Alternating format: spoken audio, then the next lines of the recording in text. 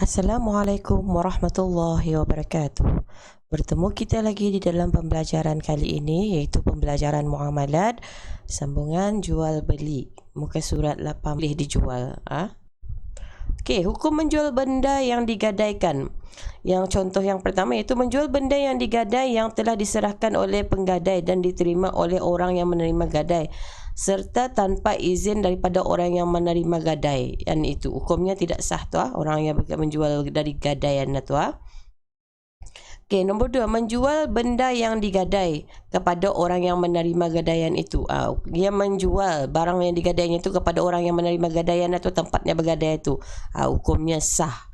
Yang ketiga, menjual benda yang digadai yang belum lagi diterima oleh orang yang menerima gadaian walaupun tanpa izinnya. Maksudnya benda tu yang digadainya tu walaupun si penjual tu ia menggadai belum lagi diterima oleh orang yang menerima gadaian itu, tempat kamu menggadai itu tanpa izinnya masih boleh dijual, sah hukumnya.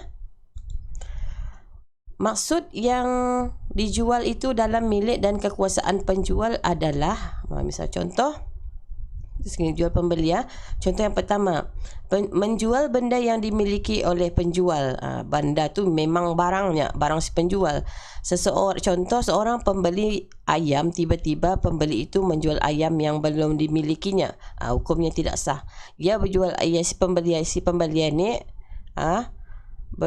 pembeli ayam ni akan membeli ayam yang belum dimilikinya. Anda sah tu pasal bukan miliknya. Contoh yang kedua, menjual benda yang diwakilkan kepadanya untuk dijual. Seorang pekerja yang telah diwakilkan oleh tuannya untuk menjual barang jualan tuannya. Maksudnya macam di supermarket itu ada sales girl kan. Sales girl satu ditugaskan oleh tuannya untuk menjual. Jadi hukum jualan itu sah.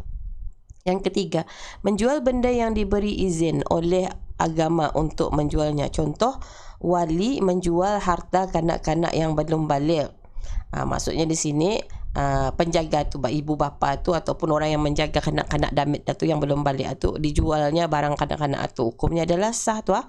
Ataupun qadi menjual harta orang yang tidak mahu membayar hutang. Maksudnya sini kalau orang yang muflis biasanya cuma tu hakim, qadi tu kan. Kalau barangnya dah terbayar kena lelong oleh hakim. Okey, hukumnya adalah sah. Hukum menjual sesuatu yang bukan miliknya iaitu fuduli. Fuduli ni ialah jualan fuduli ni tidak sah kerana benda yang dijual itu bukan miliknya sekalipun jualan itu dibenarkan oleh orang yang mempunyai benda itu. Tidak sah menjual benda yang dijual bukan miliknya. Kalau bukan miliknya jangan dijual, kecuali yang hakim tu orang yang muflis kena jual barangnya, ataupun yang tadi wali tu penjaga kanak-kanak tu. Okey, jualan fuduli mengikut kitab tuhfah iaitu satu, contoh yang pertama iaitu boleh menjadi sah jika tuan yang mempunyai benda itu membenarkan jualan tersebut. Kalau tuannya membenarkan boleh jadi sah, tetapi ia jadi tidak sah jika tuan yang mempunyai benda itu tidak membenarkan jualan tersebut. Maksudnya di sini kalau tuannya menyuruh berjual baru ia jadi hukum sah. Kalau tuannya dah menyuruh berjual ini dah sah. Okey, contoh yang ketiga, seorang menjual harta kepunyaan daripada orang yang boleh diwarisinya. Sah hukumnya jika ia menjual harta itu pada sangkanya tuan harta itu masih hidup, padahal ternyata tuan harta itu telah mati. Itu maksudnya. Okey. Maksud jenis barang yang dijual. Barang yang dijual ialah menentukan jenis barang yang dijual dan membezakan daripada yang lainnya adalah seperti masalah-masalah diterangkan di bawah ini. Yang pertama, menjual benda yang ditentukan jenis atau penjual menentukan benda yang akan dijualnya. Maksudnya contohnya di sini, aku jual kereta ni, ia ditunjuknya kereta tu salah satu tu, misal contoh ditunjuknya kereta Porsche merah tu.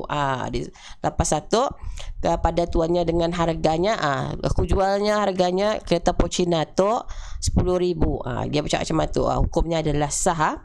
Okey, yang kedua, menjual benda yang tidak ditentukan jenis atau penjual tidak menentukan benda yang akan dijualnya. Dia menentukan Contohnya sini, aku jual salah satu daripada 2 buah kereta ini kepada tuan dengan harga sedemikian. Yang aku jual tu kereta aku tu, tapi ya ada banyak kereta. Anda tahu orang tu yang akan membeli tu, anda tahu mana satu kereta akan dijualnya. Tahu-tahu kereta mainan. Kan artinya jadi penipuan tu. Hukumnya tidak sah. Okey, mesti tetapkan kereta apa yang akan dijual lah tu. Kalau keretanya namanya Fortuner, Fortuner. Kalau keretanya Vios, macam itu. Keretanya H1, tentukan. Harganya pun tentukan. Maksudnya macam itu. Maksud barang yang dijual itu hendaklah diketahui oleh penjual dan pembeli. Ialah, penjual dan pembeli itu hendaklah mengetahui barang yang dijual itu dengan mengenainya. Mesti 3 syaratnya. Satu, mesti jenisnya. Mesti kadarnya, mesti sifatnya. Jenisnya, jenis apa? Fortuner. Kadarnya berapa? Sebuting kah? 2 buting kah? Ataupun sifatnya. Sifatnya apa? Merah, kuning, hijau. Dan besar, pendek, panjang. Macam itu maksudnya. Okey, maksud kadar benda yang dijual. Okey, contoh yang pertama, menjual 1 kilogram gandum daripada 1 timbunan gandum. Sah kerana diketahui kadarnya itu 1 kilogram. Maksudnya menjual gandum yang banyak-banyak itu dikaut saja jadi 1 kilogram. Ia tahu sudah kan harganya 1 kilogram. Sah hukumnya. Ataupun contoh yang kedua, menjual 1 timbunan gandum yang tidak diketahui sukatannya dengan kadar tiap-tiap 1 kilogram harganya RM2. Ia menetapkan harganya tu sah hukumnya kerana ia tahu harganya 1 kilogram itu RM2. Okay, contoh yang ketiga, penjual tanah seperti kata penjual, saya jual tanah itu dengan harga RM20 bagi tiap-tiap 1 kaki persegi. Maksudnya di sini yang memberitahu sudah komplit RM20-nya setiap 1 persegi itunya. Hukumnya adalah sah kerana diketahui akan kadarnya, iaitu tiap-tiap 1 persegi itu harganya RM20. Betulnya harganya. Okey, tadi masuk terus maksud kadar benda yang dijual. Kadar benda yang dijual itu hendaklah benda yang bercampur seperti masalah-masalah di bawahnya. Okey, contoh masih yang keempat. Okey. Contoh keempat, menjual 1 timbunan gandum yang tidak diketahui sukatan dengan harga RM100, iaitu tiap-tiap 1 kilogram RM2. Maksudnya di sini sah jika gandum itu ada sebanyak 50 kilogram, harganya RM100, iaitu tiap-tiap 1 kilogram RM2. Maksudnya. Okey. Tidak sah jika gandum itu kurang daripada 20 kilogram. Kalau ngam sukatannya sah, tapi kalau ia kurang, hukumnya tidak sah berjual gandum itu. Okey, soalan contoh yang kelima. Menjual gandum seperti kata penjual, aku jual gandum ini dengan sepenuh rumah atau menjual emas seperti kata penjual, aku jual emas ini dengan seberat batu. Okey, hukumnya ada 2 sini. Ia boleh menjadi tidak sah jika jualan itu salah seorang daripada penjual atau pembeli tidak mengetahui akan kadar sepenuh rumah itu atau tidak mengetahui akan kadar seberat batu itu. Maksudnya rumah mana? Rumah besar kah? Rumah banglo kah? Rumah teres kah? Rumah istana kah besarnya? Anda tahu. Hukumnya menjadi tidak sah pasal anda tahu kadar rumah tu rumah macam mana, ataupun batu. Batu damit kah? Batu besar kah? Batu yang macam di pantai tu kah? Anda tahu kan? Ia anda menetapkan batu-batu macam mana, rumah-rumah macam mana. Ataupun ia boleh menjadi sah jika keduanya mengetahui kadar sukatan rumah dan kadar berat batu yang sebelum bakar. Kalau ia di betulnya ani nahanya, batu ni dilihatkannya besar barat macam maninya, ataupun rumah tu dilihatkannya tunjuknya tu rumah atunya. Tu ia akan menjadi sah. Okey, tadi masuk arah mengetahui sifat benda yang dijual. Okey, maksudnya di sini ialah nombor 1, menjual sesuatu gaib, yakni sesuatu yang tidak dilihat oleh penjual dan pembeli atau boleh salah seorang daripada keduanya. Hukumnya adalah tidak sah. Contoh yang kedua, menjual timbunan gandum yang tertentu yang dilihat. Hukumnya adalah sah walaupun sukatannya tidak diketahui, tetapi hukumnya adalah makruh. Ia akan boleh menjadi makruh kerana kadang-kadang timbul penyesalan. Boleh menjadi penyesalan, jadi makruh hukumnya. Okey, contoh yang ketiga, menjual benda yang dijual itu hendaklah dilihat oleh penjual dan pembeli terlebih dahulu sebelum melakukan akad jual beli, dan benda itu pada ghalibnya tidak berubah sehingga sampai waktu berakad, seperti tanah, besi dan emas. Hukumnya adalah sah. Nombor 4, contoh yang keempat, menjual benda yang pada kebiasaannya berubah belum waktu berakad, seperti makanan, belum lagi berubah, hukumnya adalah tidak sah. Tidak sah hukumnya. Dan yang kelima, menjual benda yang dapat dilihat sebahagiannya sahaja, dan yang dilihat itu adalah menunjukkan pada ghalibnya. Pada ghalibnya ni maksudnya kebiasaannya, sama keadaannya dengan bahagian yang tidak dilihat, seperti dilihat timbunan gandum atau timbunan tepung. Hukumnya adalah sah. Okey. Yang keenam, menjual benda yang dapat dilihat sebahagiannya sahaja dan bahkan yang dilihat itu adalah berlainan dengan bahagian yang tidak dilihat. Sabitlah, maksudnya ngam hukum khiyar, sama ada hendak meneruskan jual beli itu atau membatalkan. Boleh hukum khiyar, akan mau menjual balik kah ataupun tidak, akan membatalkan jualan itu. Nombor 7, menjual timbunan buah tambikai, yakni sikoi atau buah delima atau yang seumpamanya dengan hanya dilihat sebahagiannya saja. Dilihat sedikit saja, dilihat tambikai itu. Tidak memadai dan tidak sah. Mesti dicek buruk ke indah, jangan pulang dibuka.